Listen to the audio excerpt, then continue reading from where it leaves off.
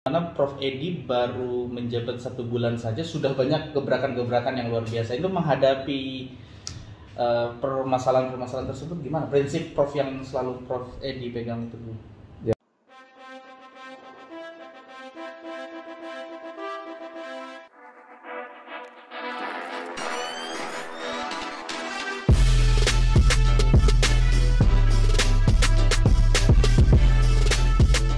Assalamualaikum warahmatullahi wabarakatuh. Waalaikumsalam warahmatullahi wabarakatuh. Siap.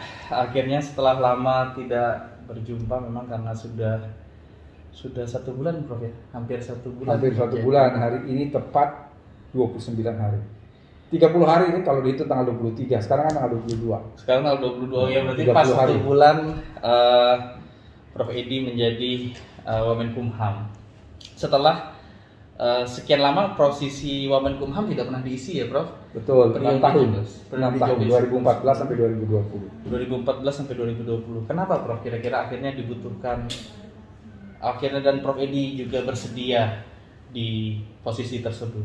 Ya, saya tidak tahu persis mengapa posisi Wamen itu dibutuhkan, tetapi ketika diminta atau dihubungi oleh Pak Pratikno sebagai Menteri Sekretaris Negara untuk menduduki jabatan sebagai Wakil Menteri, saya menyatakan insya Allah bersedia membantu Bapak Presiden, bersedia membantu pemerintah, bersedia membantu dalam persoalan-persoalan hukum, khususnya untuk kepentingan bangsa dan negara. Baik. Kan persoalan hukum di Indonesia ini cukup pelik juga, Prof. Di mana Prof Edi baru menjabat 1 bulan saja sudah banyak gebrakan-gebrakan yang luar biasa. Itu menghadapi permasalahan-permasalahan tersebut gimana? Prinsip Prof yang selalu Prof Edi pegang itu dulu. Ya, sebetulnya kan begini. Jadi kebetulan Pak Menkumham, Profesor Yasona Lawli ini kan seorang akademisi. Yeah. Beliau mantan dekan. Beliau PhD-nya juga dari luar, dari Amerika. Jadi artinya tugas saya sebagai Wakil Menteri itu kan membantu beliau. Meskipun Wakil Menteri itu diangkat dan diberhentikan oleh Presiden, tetapi Wakil Menteri itu bertanggung jawab kepada Menteri. Saya selalu mengatakan bahwa Pak Menteri dan saya itu ibarat satu uang logam yang ada 2 sisinya. Dan ini pas sekali, kebetulan Pak Menteri itu kan seorang kriminolog. Sementara saya latar belakangnya hukum pidana. Dalam konteks doktrin, orang selalu mengatakan bahwa kriminologi atau studi kejahatan dan hukum pidana itu adalah 2 sisi dari satu uang logam yang tidak bisa dipisahkan. Jadi saya membantu kerja-kerja beliau sebagai Wakil Menteri, dan saya bersyukur karena pada tanggal 23 Desember saya dilantik sebagai Wakil Menteri Hukum dan Hak Asasi Manusia. Saat itu pun Pak Menteri mengeluarkan keputusan Menteri Hukum dan HAM. Intinya adalah mengenai tugas Wamenkumham. Jadi saya diberikan tugas oleh beliau khusus untuk persoalan-persoalan regulasi, legislasi, dan juga khusus untuk hak asasi manusia. Oleh karena itu, di samping kedua tugas tersebut juga ada hal lain yang menjadi perhatian kita bersama, dan itu selalu menjadi problem yang belum bisa terselesaikan sampai saat ini, adalah mengenai over capacity di pemasyarakatan, di lapas. Itu amat sangat memprihatinkan, Mas Akbar. Baik. Dari semua persoalan itu, kira-kira dalam waktu dekat ini ada kebijakan-kebijakan apa, Prof, yang mungkin boleh diketahui oleh publik, Prof?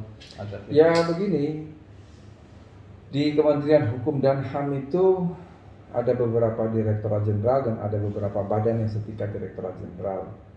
Jadi kita punya Direktorat Jenderal Administrasi Hukum Umum, Direktorat Jenderal Pemasyarakatan, Direktorat Jenderal Kekayaan Intelektual, Direktorat Jenderal Imigrasi, Direktorat Jenderal Perundang-undangan, kemudian Badan Penelitian dan Pengembangan, kemudian Badan Pembinaan Sumber Daya Manusia, lalu kemudian Badan Pembinaan Hukum Nasional.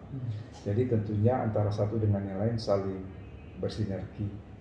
Apalagi pencapaian Kementerian Hukum dan HAM di tahun 2020 itu cukup sukses. Mengapa? Karena banyak satuan kerja di Kementerian Hukum dan HAM itu mendapat predikat wilayah bebas dari korupsi atau yang kita kenal dengan istilah WBK. Tentunya mempertahankan itu jauh lebih sulit daripada meraih.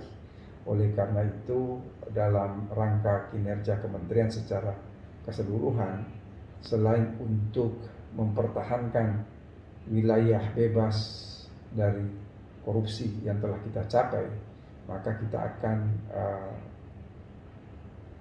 menuju kepada step yang lebih lanjut yang dikenal dengan istilah WBBM ya, wilayah birokrasi dan bersih dalam melayani.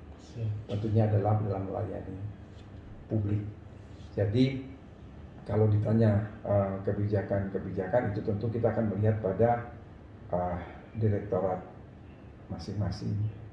Misalnya Direktorat Jenderal Kekayaan Intelektual itu sudah mencanangkan bahwa tahun 2021 ini adalah tahun paten.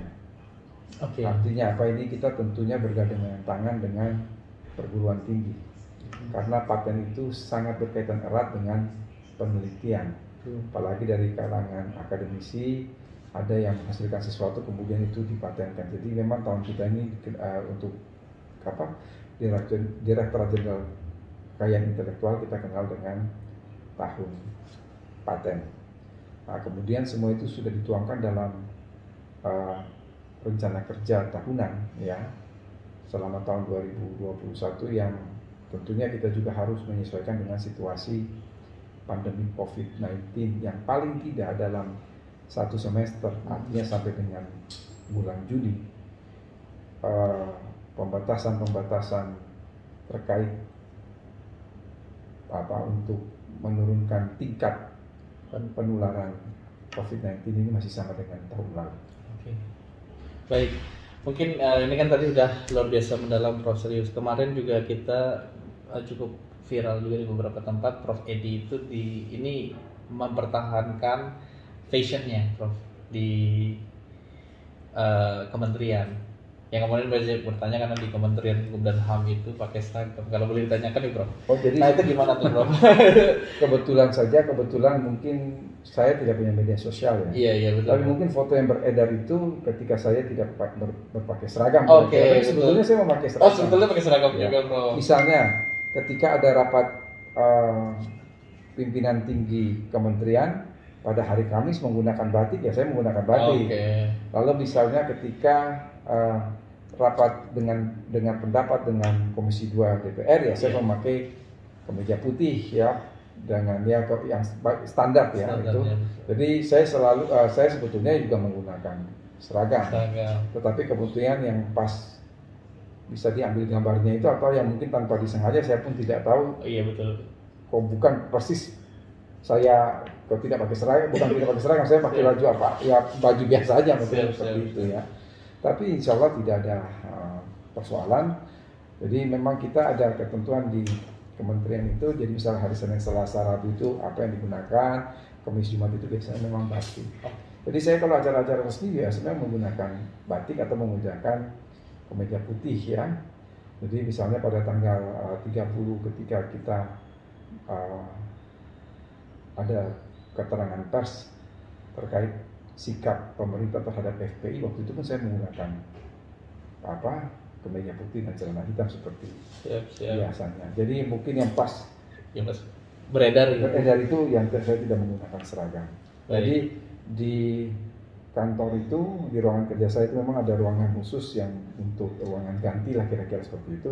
Itu kemeja batik, kemeja putih, pakaian seragam selalu tersedia. Ada di sana. Ya, jadi kadang-kadang saya paginya itu menggunakan pakaian seragam, tetapi kalau sudah siang ke atas itu ya saya menggunakan pakaian biasa saja. Karena itu aktivitas sudah berkurang. Atau misalnya kalau saya ada rapat di luar kementerian itu biasanya saya tidak menggunakan seragam. Jadi ada kalanya menggunakan batik atau juga menggunakan kostum biasa lah kira-kira begitu. Baik. Prof Edi, ini mungkin terakhir Prof karena nanti mengambil banyak waktu Prof Wamen. Prof Edi kan memang sudah lama juga terlibat di birokrasi, tapi tingkat universitas, tingkat fakultas, kemudian juga sempat lama di penasihat senior KSP juga sebelum menjadi Wamen. Pertanyaan saya, ketika masuk menjadi birokrat langsung di tingkat kementerian, posisi tertinggi juga mendampingi Pak Yasona Lawli, gimana sendiri Prof? Ya tetap harus belajar, karena birokrasi di kementerian itu tidak sama dengan birokrasi di kampus. Ya. Saya pernah sebagai asisten wakil rektor 2002-2007, waktu itu rektornya adalah Profesor Sofyan. Saya juga pernah sebagai sekretaris Dewan Guru Besar 2014 sampai 2016. Saya juga pernah sebagai sekretaris prodi program doktor, juga pernah ketua prodi litigasi, ketua prodi IH, ketua departemen hukum pidana. Yang jelas memang berbeda. Jadi birokrasi dan aturan protokoler untuk menteri maupun wakil menteri itu memang berbeda, dan ya mau tidak mau, suka tidak suka, saya harus belajar dan menyesuaikan diri. Biasanya kan ini pertanyaan ini aja Prof, sederhana, saya juga nggak tahu, tapi biasanya kan ada ajudannya Prof. Ya, saya memang meminta ketika saya berada di Jogja, dan sekarang kan saya berada di kampus. Saya melaksanakan tugas sebagai dosen, sebagai guru besar, memang saya meminta untuk tidak didampingi protokol.